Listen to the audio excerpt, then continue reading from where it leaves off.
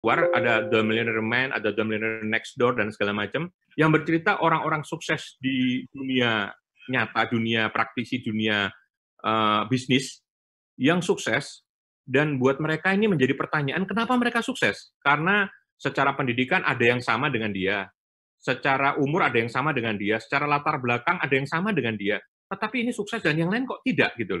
Nah, dia melakukan riset selama bertahun-tahun, bahkan puluhan tahun sebetulnya prosesnya, itu untuk mengetahui siapa mereka, orang-orang yang sukses, makanya dijudulkan The Millionaire Man, jadi mind. Pemikiran orang-orang miliuner itu seperti apa sih sebetulnya gitu. Sifat dan perilaku apa sih yang diperlukan sebetulnya gitu. Nah, ternyata ada 10 sifat yang keluar dan itu bukan IQ tertinggi misalnya, bukan orang terpintar misalnya, tetapi ada 10 sifat sebagai berikut. 10 sifat ini idealnya yang dikatakan oleh Stanley itu adalah sebetulnya itu bisa di-copy sejak awal, sejak dini dari kita-kita atau anak-anak kita. Kalau kita meng-copy case ini, maka kita sebetulnya cenderung akan dibawa kepada kesuksesan yang sama, kira-kira begitu. Dan cerita tentang buku ini ternyata sudah diuji oleh banyak orang dan berhasil, kira-kira begitu. Seperti itulah ceritanya. Nah, apa itu? Isu pertama adalah orang-orang yang sukses di dunia bisnis atau di dunia praktek ini adalah orang-orang yang jujur. Orang-orang yang sukses ini adalah orang-orang yang mempunyai disiplin tinggi, yang mudah bergaul, ya, yang mempunyai dukungan pendamping. Biasanya dia mempunyai apa ya? Mempunyai coach gitu ya, kira-kira gitu ya. Orang-orang yang kerja keras, orang-orang yang mempunyai kecintaan apa yang dikerjakan. Jadi bukan karena dia terpaksa, tetapi mencintai pekerjaannya. Orang-orang yang mempunyai jiwa kepemimpinan, orang-orang yang mempunyai kepribadian kompetitif, orang-orang yang mempunyai keteraturan dalam hidupnya, dan orang-orang yang mampu menjual ide. Ini 10 ciri-ciri pokok yang ada menyebabkan banyak orang sukses itu tampil dan tidak sukses itu biasa saja jadinya. Meskipun punya latar belakang IQ yang sama, kemampuan pintar yang sama, pendidikan yang sama, tapi ini ternyata ada 10 sifat dalam risetnya dia. Nah, saya menitipkan kepada PNJ, dan kalau nanti kita kerjasama, menitipkan juga kepada kampus Bapak. Pak, sebetulnya ada yang sudah bisa dicicil nih, Mbak. Sudah bisa dilakukan sejak di kampus. Bila mereka merasa mempunyai kebiasaan dalam dunia kerja yang dituntut 10 item ini. Memang betul, Pak, 10 item ini yang kami rasakan di Waskita ternyata orang-orang yang 10 orang inilah yang jadi sekarang menjadi level kepala divisi, bahkan direksi dan seterusnya. Jadi tidak bisa dipungkiri ternyata ini benar. Apa itu? Minimal yang merah ini, Pak. Isu kejujuran, isu disiplin tinggi, isu mudah bergaul, isu kerja keras, isu kepribadian yang kompetitif, isu hidup teratur, itu ternyata menentukan seseorang bersukses dan bisa dibentuk sejak masih di bangku kuliah sebetulnya. Bisa dibentuk di bangku kuliah. Ketika kami nanti menseleksi atau mengevaluasi mereka, kami juga melihat ini, Pak. Kami melihat ini. Ya, ada beberapa tes kitnya kami yang bisa membaca kejujuran, disiplinnya mereka dan segala macam.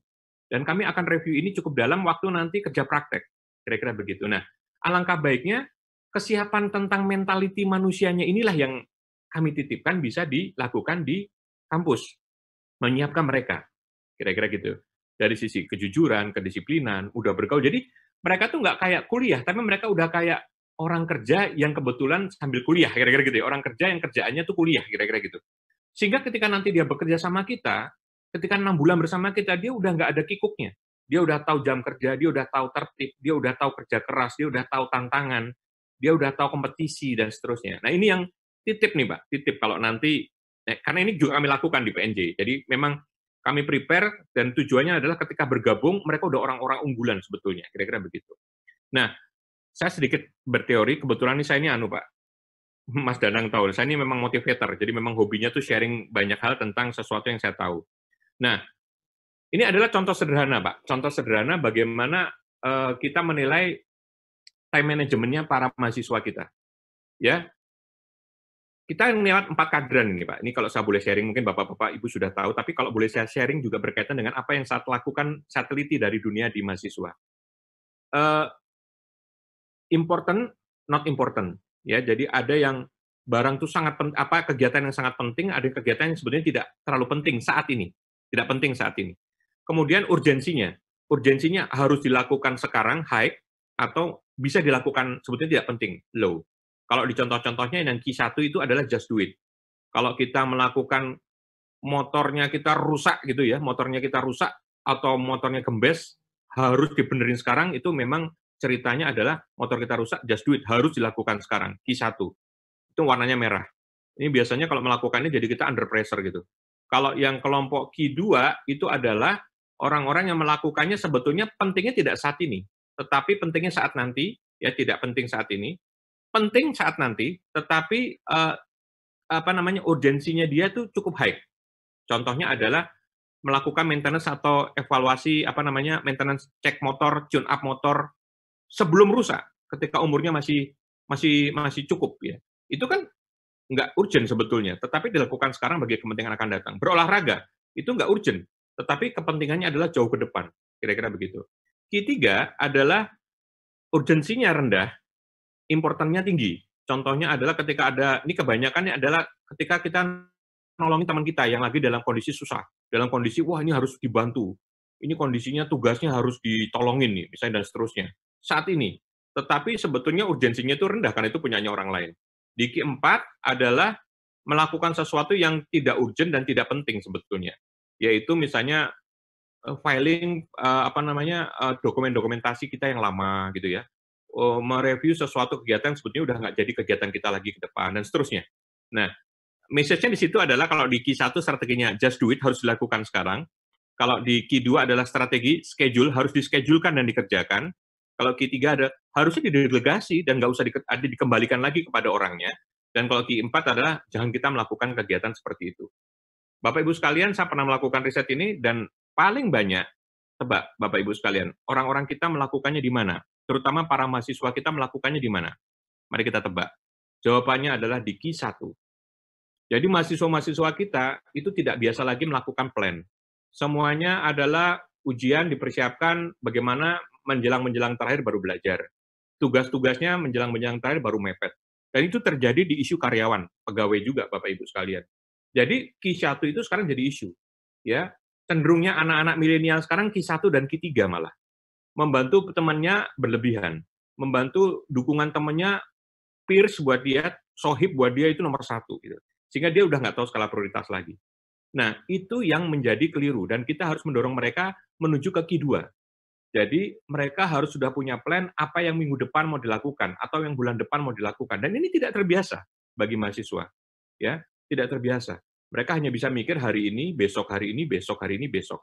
Tetapi kita kan ngomong minggu ini, kita ngomong bulan ini, maka mereka jadi nggak ngerti harus melakukan apa. Ini yang kami bisa titipkan, ini yang kami titipkan kepada PNJ juga. Tolong dong, ini mulai dilatih anak-anak menjadi well plan, bisa mengatur hidupnya. Ini bagian dari cara bekerja. Terus bagaimana mereka agar bisa mendapatkan kriteria tadi? Ya tadi yang kan tadi ada kriteria apa namanya unggul tadi, maaf saya, kriteria jujur, disiplin, mudah bergaul, kerja keras, kompetitif. Maka saran saya adalah dengan cara membuat para mahasiswa kita mempunyai target-target yang tinggi. Bekerja dalam grup, mengikuti kompetisi. Ya, mengikuti kompetisi itu penting. Di kami Pak di Waskita Karya ini ada Waskita Award 2020, 2021 dan seterusnya. Itu setiap tahun mengadu kemampuan BIM-nya teman-teman, mengadu kemampuan inovasinya teman-teman. Sejak adanya inovasi itu, mental makin kuat. Nah, inilah mental-mental kompetisi. Nah, jadi membuat target yang tinggi, mengerjakan dalam bentuk tim, jadi under pressure yang bersama-sama, terus kemudian juga target-target yang tinggi, insya Allah nih akan membuat mahasiswa kita akan jauh lebih baik. Ya, kira-kira begitu. Nah, akhir kata, itulah yang kami bisa share, Bapak Ibu sekalian. Semoga ini memberikan gambaran apa sih yang kami lakukan dengan PNJ gitu ya. Dan mohon izin, kalau memang ini menjadi sesuatu yang tertarik bagi Politeknik PU, kami terbuka untuk membuka kesempatan ini kepada Politeknik PU, sehingga nanti keren. Ada satu kampus yang sudah cukup senior, cukup tua, ya, dan ada satu kampus yang sangat muda. Dan ketika keduanya punya kemampuan yang sama, membuktikan bahwasanya tidak ada alasan bagi dunia pendidikan untuk berubah, mumpung timingnya ini memang sudah ada. Saya pengen mengutapkan, tadi ada, unikitasnya kampus ini apa? Kira-kira itu kan, unikitas ini kan Pak Menteri selalu pesan begitu. Sebetulnya salah satu yang ada di bawah logo itu, sebetulnya salah satu yang, apa ya, yang mau agak saya tonjolkan di situ adalah excellent in industry 4.0 dalam dunia konstruksi. Ya.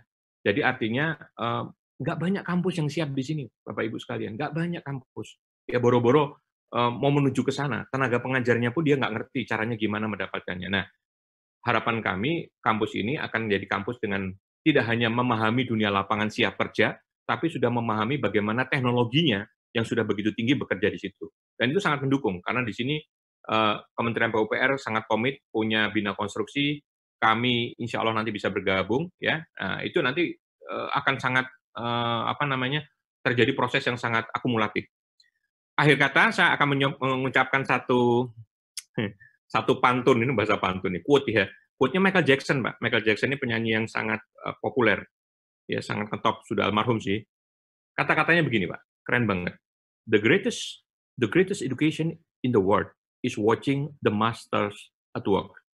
Artinya adalah, pendidikan terhebat di dunia ini adalah dengan menyaksikan orang yang piawai melakukan pekerjaannya.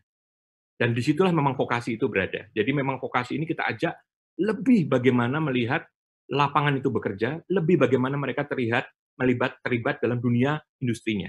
Dan disitulah pendidikan tertinggi itu akan terjadi. Saya rasa, mohon izin, itulah sharing dari kami yang mungkin biasa-biasa saja, tapi semoga bisa memberikan semangat kepada teman-teman di Bapak Ibu di Politeknik PU untuk sekiranya meng-create kerjasama kita ini antara dunia kampus dengan dunia pendidikan vokasi dengan dunia industri. Terima kasih dari saya. Demikian, wassalamualaikum warahmatullahi wabarakatuh.